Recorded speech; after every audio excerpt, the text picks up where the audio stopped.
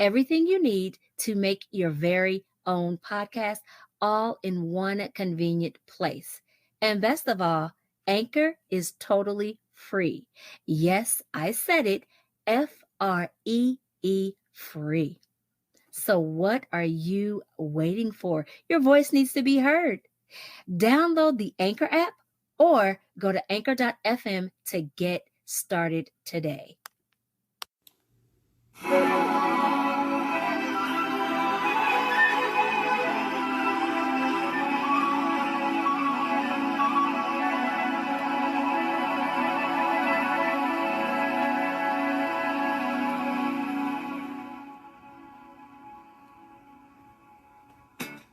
Hey, and welcome to the Melanin Wellness Podcast, the official thing for all things wellness in our melanin skin after you reach 40-ish. We will discuss health, fitness, mental wellness, financial wellness, and sexual wellness. I mean, we're all grown in here, right? I'll give you some of the tools, tips, and strategies that I've learned along the way to help you get to living your best, most healthy life inside and out. I'm your host, Karina, and if you're ready to take charge of your health and wellness, tune in, grab a pen and paper, and let's live well.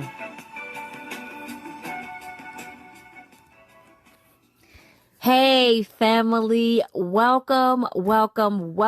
We are here on the Melanin Wellness Podcast, formerly known as the Living Well with Karina Podcast.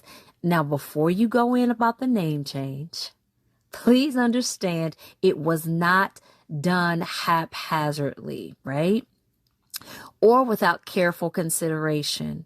Like, I don't make knee-jerk reactions. I make reactions that have been well thought out and well planned. The change was necessary because the podcast itself is evolving, and it really needs to encompass the exciting changes that are currently loading. And I can't wait to share all of those with you. I can't wait till they each begin to roll out. It's going to be so exciting.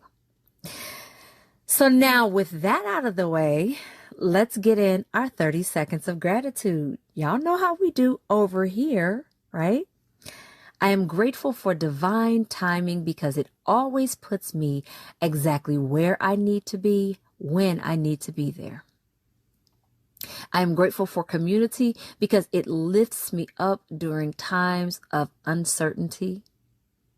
I am grateful for my ability to fight and push through even when giving up would be easier. I am grateful for reciprocity because there was a time when I was giving so much of myself but was not receiving what I was giving, often finding myself operating from an empty cup. I am also grateful for just being and being able to learn how to just be and be okay with that. Now, that may have been more than 30 seconds of gratitude, but when it comes to gratitude, that's okay. Because I say you can never find enough things to be grateful for. So in today's show, it's going to be really exciting. I'm going to give you some tips for meal planning in about 5 minutes, right? Like, I know you're probably saying, wait, what? That's not possible. Okay, it's very possible. And I'll tell you how it's very possible if you just give me a minute, right? All right, so one thing about meal planning, a lot of people think, oh, I don't have time to eat healthy. I don't have time to plan for that. That's too much. And I say that's not true. So when you're rushing through your busy day, honestly, your diet may be the last thing on your mind. Usually what you're thinking is, hey, I'm hungry. I need to grab something to eat really fast. And usually it's something from a vending machine, right? Or you're on your way home from work. You're exhausted. You don't feel like it. So you're just going to stop and pick up a bucket of chicken.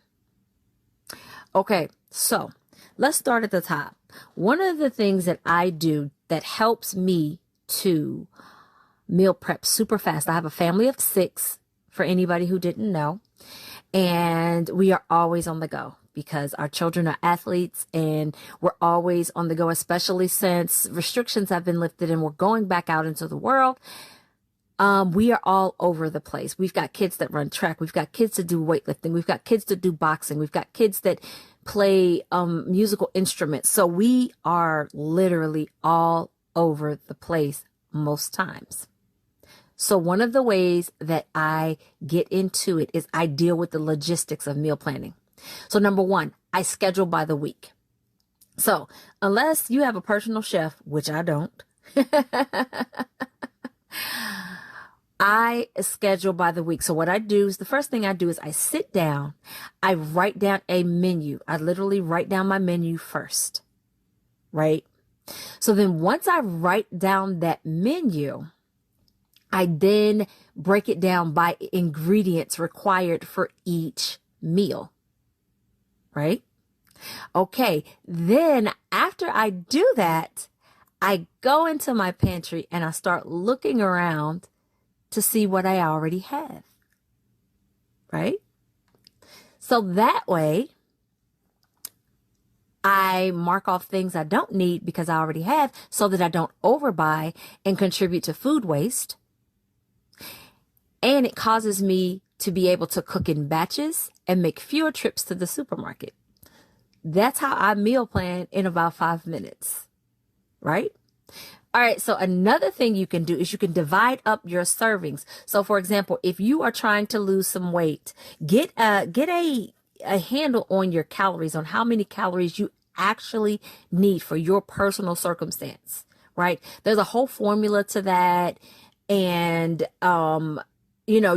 I would advise you to find yourself a health coach or someone who can help you, especially as you are in that 40 and up range. Because understand, we can't approach fitness and our diets the way we used to in our 20s and 30s. It's different now. And it took me a long time to understand that and start to treat myself a little more kindly and be a little more flexible with myself, right? So, number 3. Shop mindfully. So when I go grocery shopping, I know you've heard this a million times. Focus on the perimeter. Stay in the perimeter. That's very accurate. The perimeter of the supermarket is literally the part on the outside of the supermarket. And if the next time you go to the supermarket, I want you to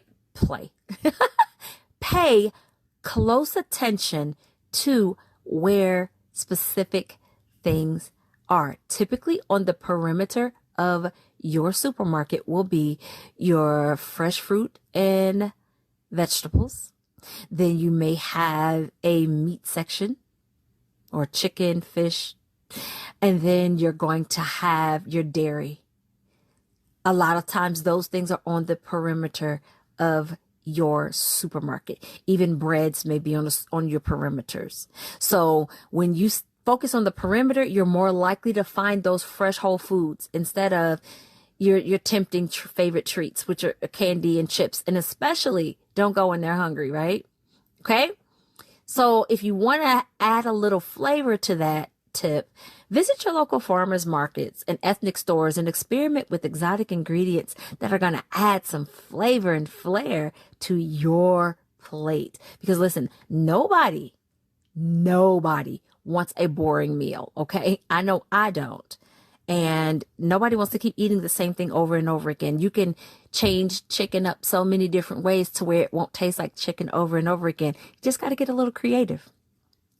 Number 4 goes back to when I was talking about stocking your pantry. So make sure that you're paying attention to what you have, especially your herbs and spices, right? So that's what you primarily want to be paying attention to, because that's the stuff that's going to give your food the flavor, not necessarily having to use so much salt, because the more flavor your food has, the more it's just going to explode on your palate and you're going to just love it, right? I know that pink Himalayan salt is one thing that I keep in my pantry at all times. Rosemary, basil, oregano, paprika, garlic powders, onion powder. Those are some staples that I keep a constant. Oh, and turmeric. Those are some staples in my pantry, in my spice cabinet that stay there at all time. So again, make a list of products you want to keep on hand. And it also will, again, it'll reduce you from buying the same things over and over and over again. Number 5, clear away some of the junk food, right? So in order to make room for some of the healthy foods you're going to be bringing in, make sure that you minimize some of your, I don't even want to call it junk food, some of your favorite treats, right? So I understand that we all have our favorite treats. And I believe I have said before that a balanced diet incorporates not only whole healthy foods, but it also incorporates some of your favorite treats in moderation. So I'm not here to tell anybody to cut out all their favorite chips and favorite cookies and all of that, because I don't even do that. For me, attempting to do those things is an epic fail every time. And so a balanced diet doesn't have room for guilt and feeling guilty about eating this or eating that. And there, I don't really think that you should call foods bad or good. I think that you should say, all right, these are my favorite treats. These may not be the most nutritious options, but I've got the more nutritious options, which my diet will comprise mostly of the highly nutritious items. I hope that makes sense. All right. So our next tip is ask for support, right? So the more people that you have on board with you, these are like almost accountability buddies, the more successful people are. That's one of the reasons why these intimate coaching programs work, is because the more support a person has, the more likely they are to succeed, the more likely they are to complete a thing, right?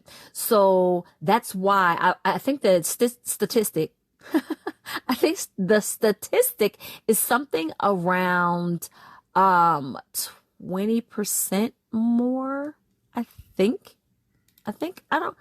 to double check that statistic, but the statistic for people who complete, who actually complete a program is much higher when they have that team, that accountability group almost together. So that's why the coaching programs work, because you have that team. You've got people that are accountable. You've got people who are struggling right along with you, right? So invite your friends and family on board. Shopping and preparing meals is more fun when you've got company. So like, right, if your kids get involved, they're more likely to eat that healthy stuff because they got a chance to get hands on and put their hands in the food, right?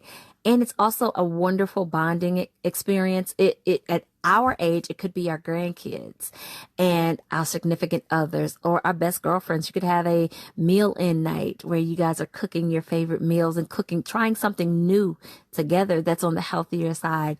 So, there are so many different ways you can incorporate that support, and then everyone is supporting each other's healthy lifestyle, healthy diets, taking in that good stuff that's going to help everybody be around a little longer. Let's hope, right? Number 7, please, please, please, please. Did I say please? Be flexible with yourself, right? While a meal plan is more likely to make your diet more balanced, there are going to be days where you may not eat something so healthy all day. For example, if you are still working a 9-to-5, if you are having a business luncheon or a business meeting, they may not have anything on the healthier fare for you to choose from. And you got to eat, right? Or you may go out after work for a business meeting, or you may just get busy with life. Okay? Listen, don't beat yourself up about that.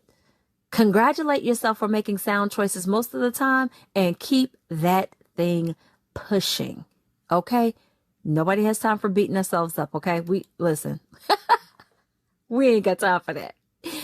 All right. So one thing that we want to make sure is that you're meeting your nutritional needs with the meal planning. And that's part of what this whole meal planning thing is about, right? is making sure that you are planning in advance these healthier meals that are going to help you to feel fuller longer, and that are going to also help you to actually stick to the plan, right? Because when you get to be in this 40-ish range and above, you don't need quick fat diets. You need sustainable lifestyle changes that something you can actually stick to help you get those numbers down, get that weight down, get that blood pressure down, get those stress levels down, get that cholesterol down, all of those numbers. We want to get all that down, right? And so that's how to do it, is meal planning. So one way to meet those nutritional needs, load up on that produce, right? So fill at least half your plate with fruits and vegetables. And, we've been hearing this for forever. Forever about get in your fruits and veggies. Well, it's particularly important for us when we start getting into this, midlife party that we're all in, because here's the thing. A lot of our hormones begin to slow down. They begin to change, and we need more fiber in our diet, right? And so fruits and vegetables are natural prebiotics. So they automatically help your gut health and your digestive system. So aim for about 5 to 13 servings a day of your fruits and vegetables. And, each one of those counts as a serving, right? So if you are getting that in at each meal plus those nutritious snacks in between, you should hit that, right? So also keep in mind that most fresh or frozen produce is high in nutrients and low in calories. So if you're in a time crunch and you're like, I don't have time for fresh, you can always grab the frozen, but fresh is definitely preferred. Make sure you're choosing healthy fats, right? So most adults need about 30% of their calories from fat, but we want to make sure that it's the healthy fats, such as olive oil, nuts, seeds, fatty fishes, avocados. That's another really good source of a healthy fat. So make sure that you're choosing those healthy fats. I usually, honestly, even coconut oil, as a matter of fact, I will make myself a cup of coffee and I will drink my fat. Oftentimes I'll put in some ghee and some coconut oil, and I will use my food processor, my little mini Ninja, and I'll mix it up really fast, and boom, I'm drinking, and I'll put a little bit of my collagen over in there too. And boom, I am supporting my hair, skin, nails, plus I am drinking my healthy fats. So that's one way you can get it in. That's just an example there. Now, a lot of us are still drinking coffee, and we can't go with that coffee without our cream and sugar sometimes. And listen, I don't do bulletproof coffee every single day because I miss my cream and sugar some days. But what I do is I started months ago where I would reduce the amount of cream and sugar I was adding to my coffee each week, to the point to where now I barely put any in. So when I do make my bulletproof coffee, it's not as noticeable, right? So that's another way you can, kind of put your health in the forefront, is just kind of make small changes. All right. So create some substitutes, right? So almost any dish can be made into a lighter, healthier version. So like you can browse online, you can pick up a cookbook that can help you with that.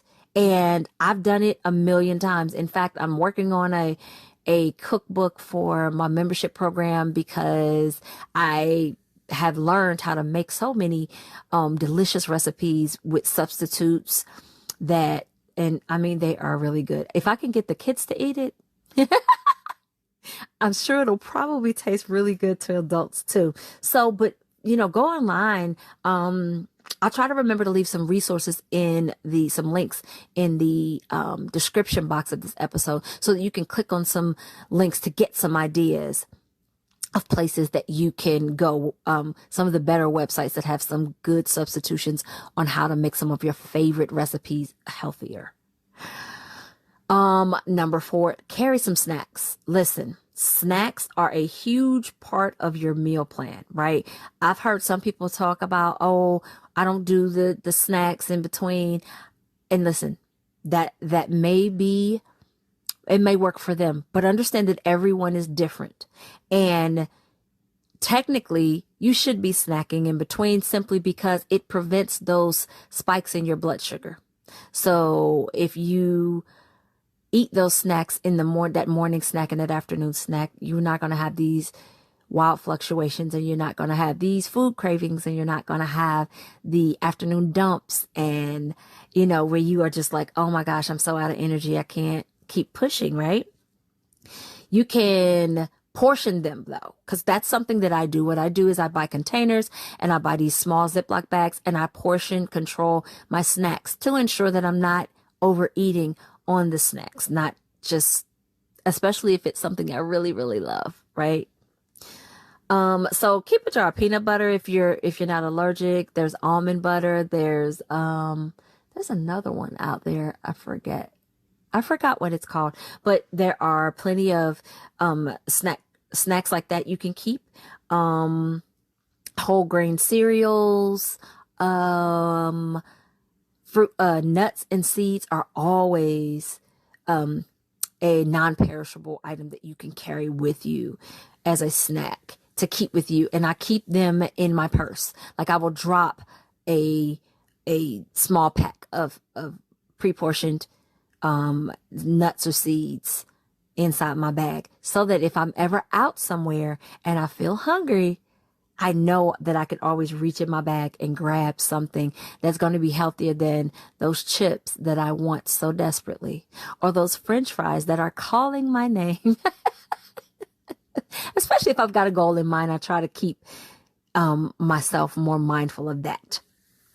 Lastly, I'll leave you with this. Learn how to read your labels. So your labels on your food provide a great deal of useful information when you know how to interpret those numbers and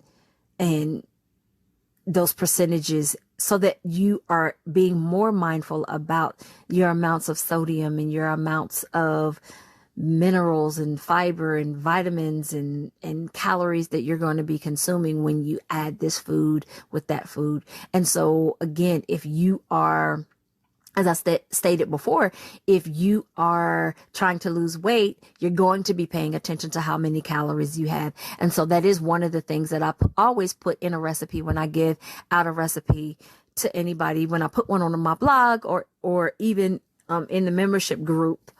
When I put a recipe out and I'm doing our live cooking videos, I will put in the group, in the description, hey, this is how many calories, this is the percent of sodium and this and that. And I try to make sure that that information is there so that you are able to not only enjoy the meals that I am helping you to create, but also for you to be able to know what you're putting in your system and be able to keep up with your, I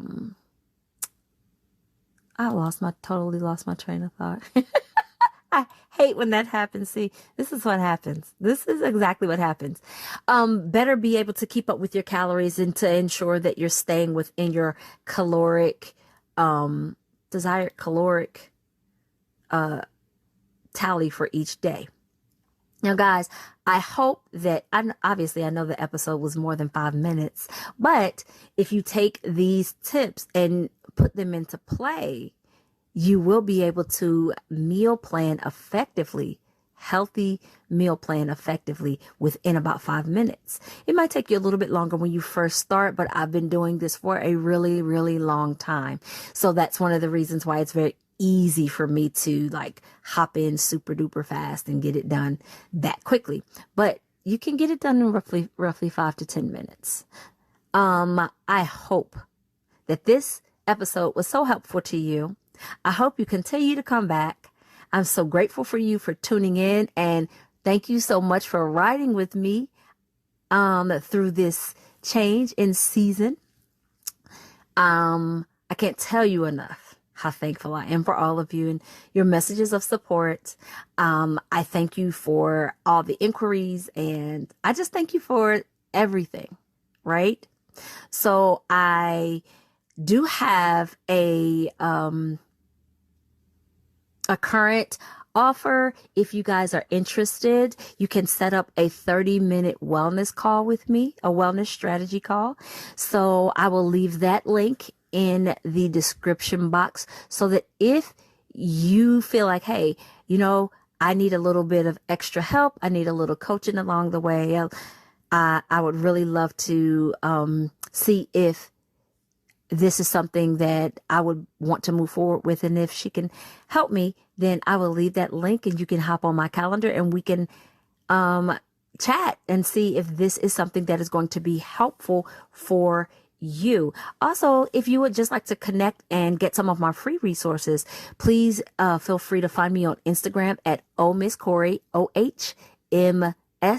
Cori. You can find me there. You can also find me on Facebook at Living Well with Karina, as well as you can check out my blog on my website, karinadunn.com /blog, and you should be able to get more of free resources there as well. So again, I thank you so much for you joining me, and I look forward to catching up with you guys in the next episode. And until we meet again, friends, live well.